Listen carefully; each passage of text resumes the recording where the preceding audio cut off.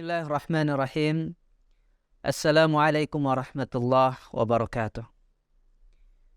Alhamdulillah, wassalatu wassalamu ala rasulillah wa ala alihi wa sahbihi wa man tabi'ahum bi ihsanin ila yaumil qiyamah. Amma ba'd. Para pemirsa Muzani TV, azzani Allah wa iyyakum kaum muslimin dimanapun berada. Kita lanjutkan pembahasan kitab Fabihudahum Iqtadih, sebuah kitab yang membahas tentang kisah-kisah para nabi dan rasul.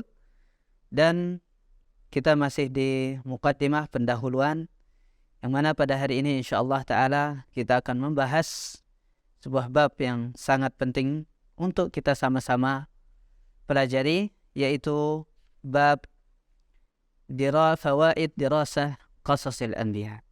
Apa faedah kita belajar kisah-kisah para nabi? Tentu kita ingin belajar kisah para nabi, kita kurang termotivasi kalau kita belum tahu apa manfaat, apa faedah yang bisa kita dapatkan dari pelajaran ini. Seperti biasa, kita akan membaca kitabnya, kemudian nanti kita akan menjelaskan sedikit demi sedikit. Fawaidu dirasati qasasil anbiya. Inna fi dirasati qasasil anbiya'i fawaida kathiratan. Minha awalan al-istifadatu min ad-durusi wal-ibari. Kama qala subhanahu wa ta'ala, laqad kana fi qasasihim ibratun liulil albab. Thaniyan, tasliyatu an-nabiy sallallahu alaihi wasallam wa atba'ihi. Kama qala subhanahu wa ta'ala, وَكُلًّا نَقُصُّ عَلَيْكَ مِنْ أَنْبَاءِ الرُّسُلِ مَا نُثَبِّتُ بِهِ فُؤَادَكَ. ثالثاً معرفة أساليب الدعوة. فالداعية إلى الله عز وجل يستفيد منها كثيرا في معرفة أساليب الدعوة وطرقها، وداود فعل وردود فعل المدعوين عادة لأنها متشابهة في كل زمان ومكان، وإن اختلفت ففي أشياء يسيرة. رابعا يتعلم الإنسان الصبر على الشدائد والاقتداء بالأنبياء صلوات الله وسلامه عليهم، كما قال سبحانه وتعالى فبهداهم اقتدي. Jemaah sekalian rahimani wa rahimakumullah, kita sampai yang keempat. Terjemahannya adalah faedah-faedah kita belajar kisah-kisah para nabi. Di dalam kisah para nabi itu ada beberapa fawaid, ada faedah-faedah yang banyak. Yang pertama, kita mengambil pelajaran dan ibrah dari kehidupan mereka, dari kisah mereka. Dan ini yang disinyalir oleh Allah Subhanahu wa taala dalam surat Yusuf. Sungguh telah ada pada kisah-kisah mereka para nabi itu ibrah bagi siapa? Bagi orang-orang yang berakal. Kemudian kedua, untuk menghibur Nabi Muhammad SAW dan para pengikutnya. Allah Azza wa Jalla berfirman, semua nabi kami kisahkan kepada engkau. Ma nusabbitu bihi fu'adak. Di mana kisah ini yang akan membuat hatimu lebih kuat, lebih tertancap. Salisan, ma'rifatu asalibid da'wah. Mengenal bagaimana uslub dakwah itu. Kata beliau, seorang da'i kepada Allah Azza wa Jalla, pasti dia akan mengambil banyak manfaat di dalam kisah mereka. Mengenal bagaimana uslub dakwah dan caranya. Dan bagaimana membantah orang-orang yang menolak dakwah ini biasanya. Kenapa? Karena syubhat mereka itu pasti mirip-mirip di setiap zaman dan di setiap tempat.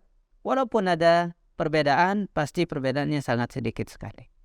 Yang keempat, manusia bisa belajar kesabaran atas segala musibah. Dan mencontohi para nabi sallallahu wasallam alaihim itu disinyalir dalam surat Al-An'am ayat 90 seperti judul kitab. fabihudahum iqtadih. Maka dengan cara mereka lah kita harusnya mengambil contoh. Jemaah sekalian rahimani wa rahimakumullah, di sini disebutkan ada empat dulu faedah, manfaat. Kenapa sih harus kita belajar kisah-kisah para nabi? Yang pertama, untuk kita mengambil cara, metode, pelajaran dalam kehidupan kita. Kita bandingkan kehidupan mereka dengan kehidupan kita. Bagaimana mereka hidup, bermasyarakat, berakhlak, bagaimana kehidupan keluarga mereka, bagaimana mengenal masalah, bagaimana mereka menyelesaikan masalah.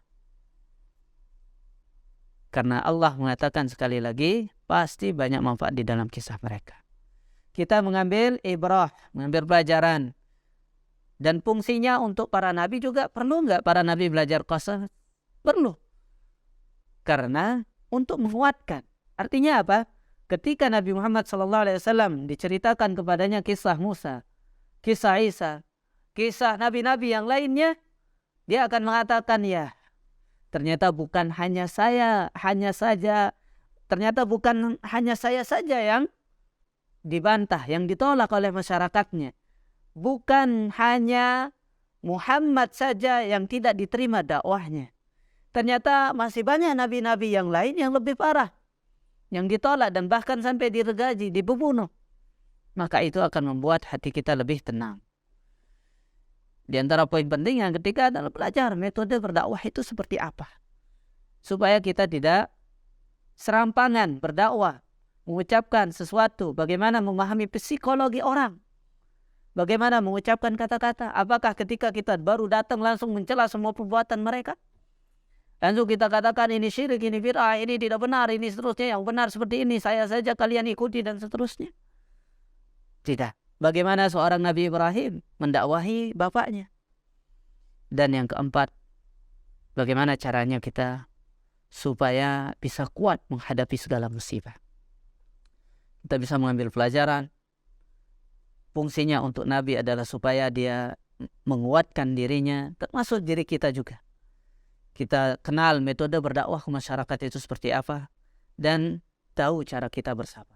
Khamisan, ziyadatul iman. Fa'idha alima al-insanu anna Allah tabaraka wa ta'ala daiman yaj'alul ghalabata wan nasra fi nihayatil amr li'ibadihi al-mursalin wa inna jundana lahumul ghalibun. Fatatma'inna nafsu da'iyah إلى الله تبارك وتعالى في أن الله تبارك وتعالى مظهر أمره وناصر رسله والدعاة إليه سبحانه وتعالى. Yang kelima, supaya iman kita bertambah. Ketika kita tahu bahwa Allah Azza wa Jalla, kita melihat kisah-kisah mereka, lihat apa akhirnya kisah mereka. Ternyata akhirnya itu adalah sebuah kemenangan bagi kaum muslimin. Jadi ketika kita sekarang berdakwah, kita dicemooh, kita dianggap gila, tidak waras, kita dianggap tidak memuliakan adat, tidak menghormati kebudayaan dan seterusnya, kita lihat kemenangan dan kekuasaan itu akhirnya seperti apa. Kita melihat firman Allah Azza wa Jalla, wa inna jundana lahumul ghalimun. Sungguh yang menang itu adalah prajurit-prajurit kami. Jadi iman kita akan bertambah bahwa Allah akan menolong agamanya. Yang keenam, ta'kid li nubuwati Sayyidina Muhammadin sallallahu alaihi wasallam. Wa dzalika bi ikhbarihi an umurin ghaibiyatin lam yahdurha wa yukhbiru anha ka'annahu hadirun laha salawatullahi wa salamuhu alaihi. Kama qala jalla wa ala, dzalika min anba'il ghaibi nuhihi ilaik. وما كنت لديهم إذ يلقون أقلامهم أيهم يكفل مريم وما كنت لديهم إذ يختصمون. وكذا في قوله تبارك وتعالى ذلك من أنباء الغيب نوحيه إليك وما كنت لديهم إذ أجمعوا أمرهم وهم يمكرون. ومع هذا يخبر النبي صلى الله عليه وسلم عن الأمور الغيبية بالتفاصيل الدقيقة صلوات الله وسلامه عليه. Yang keenam, untuk meyakinkan dan menguatkan bahwa Nabi Muhammad SAW itu adalah seorang nabi. Menguatkan nubuahnya Nabi Muhammad SAW. Menguatkan bahwa beliau mendapatkan wahyu. Meyakinkan hati kita dan hati kaum muslimin dan hati-hati semua manusia bahwa beliau memang manusia biasa, tapi manusia yang diberikan wahyu oleh Allah Subhanahu wa taala. Bagaimana buktinya? Karena beliau Rasulullah SAW memberitahukan, mengabarkan kepada kita hal-hal yang gaib yang beliau tidak pernah hadiri. Beliau tidak ada di situ. Dan beliau mengabarkan kepada kita seolah-olah dia berada di situ. Contohnya firman Allah Subhanahu wa taala, "Dzalika min amba'il ghaibi nuhi ilaik." Wahai Rasul, ini adalah hal-hal gaib yang kami kabarkan kepada engkau. Dan engkau tidak tahu, engkau tidak sama sekali punya ilmu ketika mereka melemparkan pena-pena mereka. Siapa yang akan yakfulu Maryam? Siapa yang akan mengambil, mengasuh Maryam ini? Dan kamu tidak tahu, wahai Nabi, apa yang mereka perdebatkan. Tapi Rasulullah SAW mengibarkan cerita tentang mereka itu seolah-olah apa? Seolah-olah beliau berada di situ. Itu ajibnya. Itu buktinya bahwa Rasulullah mengabarkan hal gaib itu tidak mungkin dari dia sendiri, karena kita semuanya tidak ada tahu yang gaib. Begitu juga firman Allah, "Dzalika min amba'il ghaib." Itulah kabar-kabar gaib yang kami wahyukan kepada engkau, yang engkau sebelumnya tidak tahu ketika mereka bersepakat untuk berbuat makar. Jemaah sekalian rahimani wa rahimakumullah, itulah contoh bukti bahwa Nabi SAW benar-benar adalah seorang nabi yang diberikan wahyu. Dia menceritakan kisah Nabi Musa, kisah Yusuf, kisah nabi-nabi sebelumnya, seolah-olah beliau menyaksikan kisah-kisah nabi tersebut. Ini membuktikan bahwa dia seorang nabi. Beliau tidak bisa mengarang cerita. Dan ketika beliau menceritakan di dalam Al-Quran dan hadis-hadis beliau tentang nabi-nabi yang sebelumnya, disamakan dengan kitab lain, ternyata sama. Padahal beliau tidak bisa membaca. Padahal beliau tidak bisa baca kitab Injil, baca kitab Taurat, baca kitab-kitab yang lain, tidak bisa. Tapi ternyata kok bisa persis kisah-kisahnya lebih lengkap malah dari kisah-kisah yang ada di yang lain. Yang ketujuh, ma'rifatu kamali syariah, fayarifu al-'abdu kamal hadhihi syariah allati khatama Allah biha syara'i sabiqah fi naskh al-ahkam allati waradat fi syara'i sabiqah ba'dha aw kulliha. Ketika kita belajar kisah para nabi itu, kita akan mengenal bahwa syariat ini sangatlah sempurna.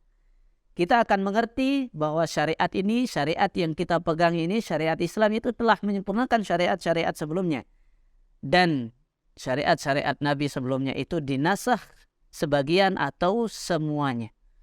Kita akan lebih paham bahwa akan yakin agama kita ini agama yang sempurna. Yang ke-8, bayanu anna da'watil anbiya wahidatun. فيعرف العبد صدق قول النبي صلى الله عليه وسلم عن إخوانه الأنبياء أنهم أبناء علات أبوهم واحد وأمهاتهم شتى وذلك أن جميع الأنبياء دعوتهم واحدة وهي الدعوة إلى عبادة الله تبارك وتعالى وحده لا شريك له. Yang ke-8, penjelasan bahwa dakwah para nabi itu satu. Isi dakwah mereka hanya satu. Seorang hamba bisa mengenal bahwa, bisa tahu, bisa mengerti bahwa Nabi benar ketika Nabi mengucapkan, beliau mengaku bahwa para Nabi itu adalah ikhwanihim, saudara-saudara mereka. Abna'u allad, abuhum wahid wa ummahatuhum syatta. Satu bapak tapi ibunya berbeda-beda. Artinya apa? Artinya isi agamanya itu satu, tapi syariat-syariat yang berbeda. Isi dakwahnya itu adalah tauhid. Akidahnya satu, walaupun nanti syariat-syariatnya yang berbeda. Itulah supaya kita faham bahwa dakwah para nabi itu adalah satu dakwah kepada tauhid dan meninggalkan syirik. Kita ringkas jemaah sekalian, Setidaknya, ini setidaknya, dan banyak lagi faedah dan manfaat kalau kita belajar kisah Anbiya. Kita bisa mengambil pelajaran kehidupan. Kita bisa menguatkan diri kita bahwa nabi-nabi yang sebelumnya lebih cobaannya dari kita. Kita tahu metode berdakwah. Kita belajar kesabaran dari mereka. Keimanan kita akan terus bertambah. Kita yakin dengan kenabian Nabi Muhammad SAW. Kita akan sangat mengerti dan sangat paham, sadar kesempurnaan syariat ini. Dan yang terakhir, paling setidaknya kita akan belajar bahwa dan paham bahwa dakwah, kalau kita mau dakwah, kalau kita mau mendengar dakwah, maka dakwah yang paling utama, yang terutama, yang paling ditonjolkan itu adalah dakwah tauhid. Ini jemaah sekalian, semoga bermanfaat. Semoga Allah Azza wa Jalla memudahkan untuk pertemuan selanjutnya. Subhanakallah wa bihamdika, asyhadu an la ilaha illa anta, astaghfiruka wa atubu ilaik. Assalamualaikum warahmatullahi wabarakatuh.